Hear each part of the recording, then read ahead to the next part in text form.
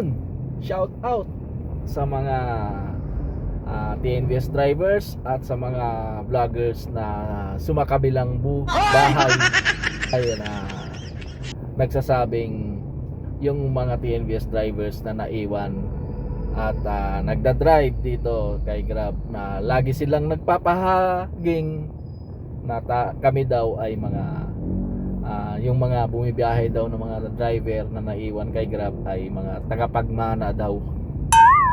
Tagapagmana. Sila lang naman itong mga nakarang nag-iiyakan, no?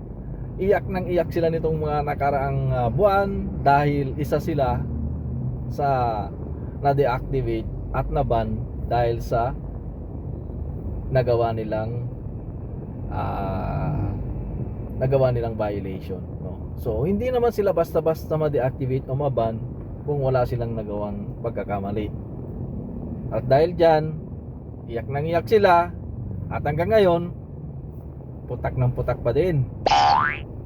At tayong mga naiwan dito na bumibiyahe, manaypahaging nila na tayo daw ay tagapagmana kay Grab. Woo! Talaga ba?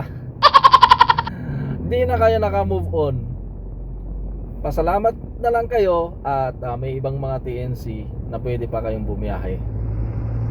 Ano? Hindi na kayo naka-move on. Shout out sa inyo ha. Yun lamang, ingat tayo lagi sa mga kasama natin yan ng mga TNVS drivers. Mag-ingat tayo lagi sa daan at God bless everyone.